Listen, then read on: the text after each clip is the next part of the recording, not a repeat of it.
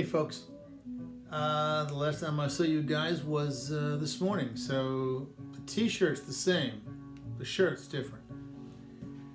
Anyway, this little video is in lieu of me meeting you synchronously on Friday, and so I thought I would talk about two very short stories, both of which I sent you.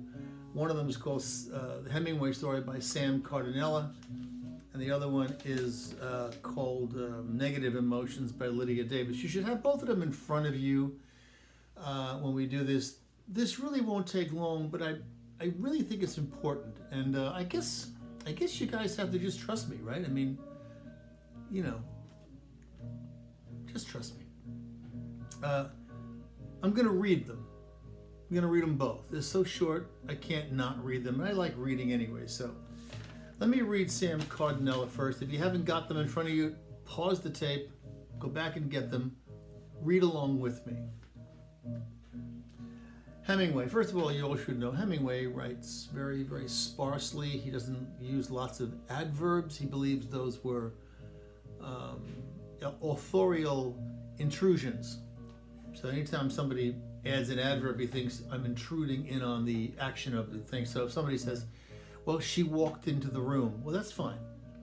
But she walked quietly, she walked slowly, she walked seductively, she walked abruptly. All of those things are the writer telling you what to think about it. Hemingway liked to stay away from those as much as he could. He couldn't always, but he tried his best. And his language is very simple and but not simplistic, very simple. Anyway, here's my reading of Hemingway's Sam Cardinella. They hanged Sam Cardinella at 6 o'clock in the morning in the corridor of the county jail. The corridor was high and narrow with tiers of cells on either side. All the cells were occupied and the prisoners had been brought in for the hanging. 5 men sentenced to be hanged were in the 5 top cells. 3 of the men were Negroes. They were all frightened. One of the white men sat on his cot with his head in his hands. The other lay flat on his cot with a blanket wrapped around his head. They came out onto the gallows through a door in the wall. There were 6 or 7 of them, including 2 priests. They were carrying Sam Cardinella. He had been like that since about 4 in the morning. And while they were strapping his legs together, 2 guards held him up, and the 2 priests were whispering to him. "Be a man, my son," said one priest. When they came toward him with the cap to go over his head, Sam Cardinella lost control of his sphincter muscles. The guards who had been holding him up dropped him. They were both disgusted. "How about a chair, Will?" asked one of the guards. "Better get one," said the man in the derby hat. When they all stepped back on the scaffolding back at the drop, which was very heavy, built of oak and steel and swung on the ball bearing, Sam Cardinella was left standing there strapped tight with the rope around his neck. The younger of the 2 priests kneeling beside the chair holding up a little crucifix. The priest skipped back onto the scaffolding just before the drop fell. So there it is. Now there's something, again, I don't mean to go too off into literature land, but there is something called situational fiction. Lots of short stories are like this, which means you get only a section of the bigger story. It's almost like you're on the bus or the train, and there's a whole bunch of stops, and you stop into a conversation, and you're listening to it. You're eavesdropping, and eventually, either you or they are going to get off the stop and leave, and you're only going to get this much of the story. And if it's good enough, you got enough. If it's not, you're left wanting. So, in this case, I'm going to leave that up to you. Do we get enough? Whatever. You can decide that yourself. You guys are all smart enough to figure that out. But that's what we get. We don't know what Sam is there for. We don't know what he's done. We don't know what any of them have done. We don't know where this is. If you had to write down 10 questions about the story, there'd be a lot of them. And so there are some things that we do know. Sam is the main character. Sam is the one who's being hanged. We never hear from Sam. Never says a word. The priests speak.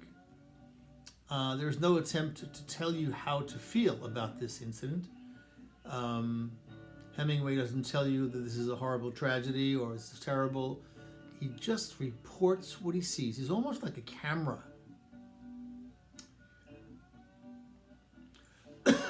When you're writing your own papers, you have a choice to be just the camera, or since you are the main character in the story that you're going to be writing, in the narrative you're going to be writing, you have insight. I mentioned this earlier. You have insight. You already know what's going to happen, what's happened. So that gives you a sense of understanding and wisdom that we don't have. So you want to use that. You can use that to manipulate how you tell the story and how you get us to get what you want us to know. Doesn't mean you should lie, although God knows you can embellish facts and descriptions and all kinds of things to make your point. Nobody's going to know and nobody's going to care as long as your point is well taken. He is very selective because Hemingway is very, very, sparse with his language. He's very careful about what he puts in there. There's never a wasted word, not a wasted syllable. Although this one has some problems. Things like they came out onto the gallows through a door on the wall. Seems like a superfluous, silly, obvious thing to say. Where else would the door be? But again, this is a work in progress, this one. So anyway, there's lots of things to talk about. Again, the fear of dying, capital punishment, such as it is, at least we know what that is, and other broad topics, and those are fine to talk about. But what was really important, and I think you have to remember this for your own essays, is that we do pay attention to the conflicts. The way characters respond to conflicts is really important. So while capital punishment is a topic to be discussed, and fear of death and all that stuff are topics, the conflicts that we watch really only have to do with the priests. They're the only ones that we watch that respond to something. I mean, except for Sam, who loses control of his sphincter muscles, which is to be expected. The priests are the one to watch, or at least the one priest. And what does the priest do?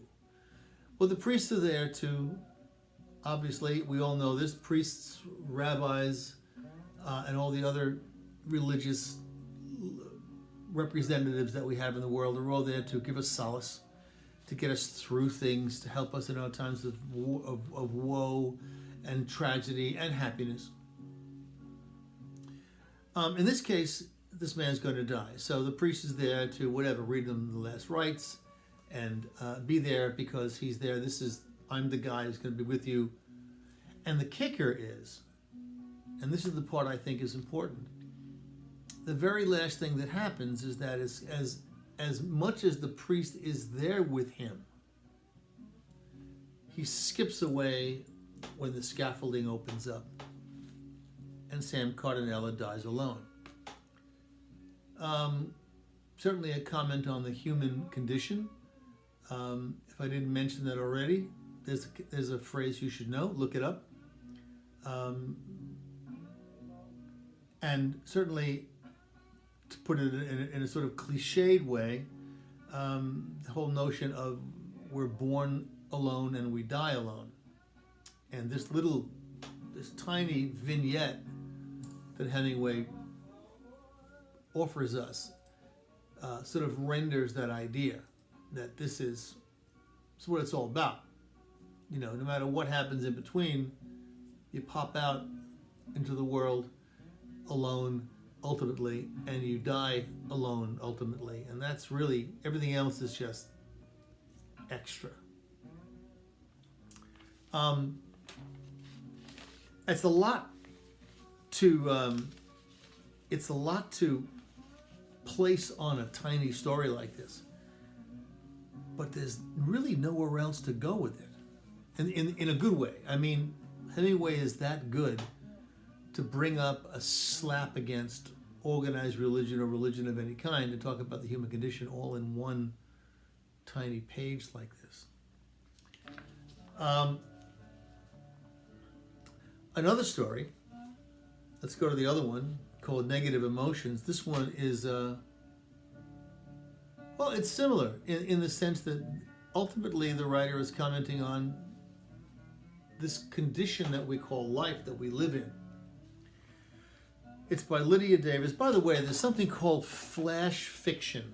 There's other words for it too, but basically it's relatively new genre of fiction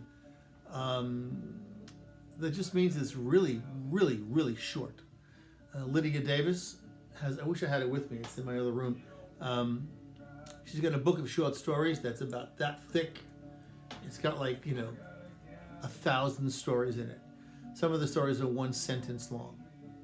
And you have to be really good to do this.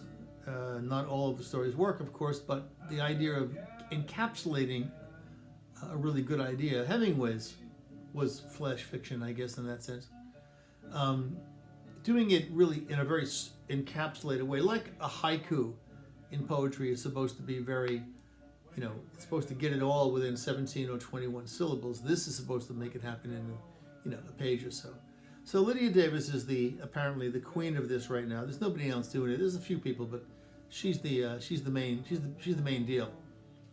And here's one called Negative Emotions. I'll read this. It's short. Stick with me. A well-meaning teacher, inspired by a text he had been reading, once sent all the other teachers in his school a message about negative emotions.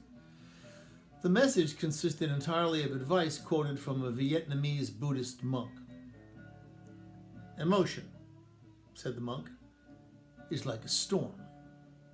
It stays for a while and then it goes. Upon perceiving the emotion, like a coming storm, one should put oneself in a stable position. One should sit or lie down. One should focus on one's abdomen. One should focus specifically on the area just below one's navel and practice mindful breathing. If one can identify the emotion as an emotion, it may then be easier to handle. Well, the other teachers were puzzled. They did not understand why their colleague had sent a message to them about negative emotions. They resented the message. They resented their colleague. They thought he was accusing them of having negative emotions and needing advice about how to handle them. Some of them were in fact angry. The teachers did not choose to regard their anger as a coming storm. They did not focus on their abdomens. They did not focus on the area just below their navels. Instead, they wrote back immediately, declaring that because they did not understand why he had sent it, his message had filled them with negative emotions.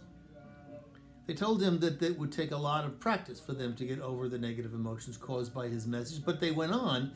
They did not intend to do this practice. So far from being troubled by their negative emotions, they said that, in fact, they liked having negative emotions, particularly about him and his message. This reminds me of the no good deed goes unpunished. All right, so there it is. Sends out what he thinks is going to be a nice little message. He gets blasted for it. In a piece of flash fiction like this, Miss Davis makes an eloquent case for negativity. In the story, the teacher is inspired by the Buddhist doctrine. He urges his colleagues to alleviate their negative feelings by identifying the emotion as an emotion and practicing mindful breathing. Fine. The audience is skeptical.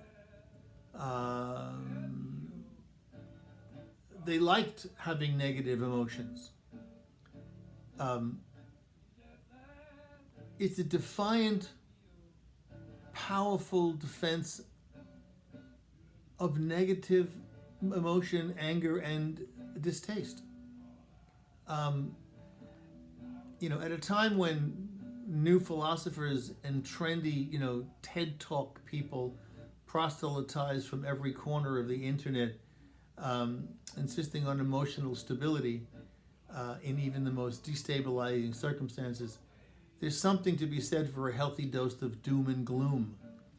Nothing grates like gratuitous cheerfulness. After all, there's so much to hate in the world or dislike. It's in defense of anger. Interesting. Again, it's a simple thing. Gee, I sent out this. I got that. What can I draw from that? Well, the teacher in the story could have just said, to hell with them. What a bunch of gloomy, pains in the neck. But we, as the reader of this story, we need to understand that this is a story about how we need the negative. It's just basic yin and yang. You can't know good unless you know bad. You can't know up unless you know down. And it goes on and on. You can't only live on one side of the sphere. In practical terms, in very, very common terms, it's almost like, I think anyway, it's like saying to somebody, calm down. Stop crying. Why? Crying is the obvious thing to do in this particular situation. Calm down. I'm angry. Let me enjoy this emotion. Without it, I may not really know what happiness is. I'll know it when I stop crying. So again, the tiny issue of simply, observing the fact that this little memo didn't work very well, gives us a larger lesson about the human condition, that we need both. We need to be happy and sad, and all the other emotions that we have. So, again, not to put too fine a point on it, but when you are looking at your incidents, forget about the interpretation. Both of the short stories that you just read deal with very simple things. Simple in the sense that they're really quick and easy. We have a hanging and we have a memo. And both of those created very important and very profound understandings of the human condition that we live in today. Same thing with running through fences. Same thing with Samuel dying before he died, watching him play on the trains, and other things that we've read. So keep those in mind when you're looking at your own essay. It's not enough that just you understand how you feel about this, but that little incident, whatever the moment and incident is that you end up writing about, we have to be able to say sometime in the future to somebody, I read a story once, and this student or this so-and-so wrote this story about this, and off it goes. And if we can do that with what you write, then we've got something. So anyway, those are two stories. There's more to say about both of them, of course. I just wanted to give you a glimpse of this. We're going to get to nonfiction come next week, and you will be you'll see the difference right away, although the elements are all still there. Anyway, remember the assignments. Have a wonderful free period on Friday, and I will see you on Monday. Everybody, peace.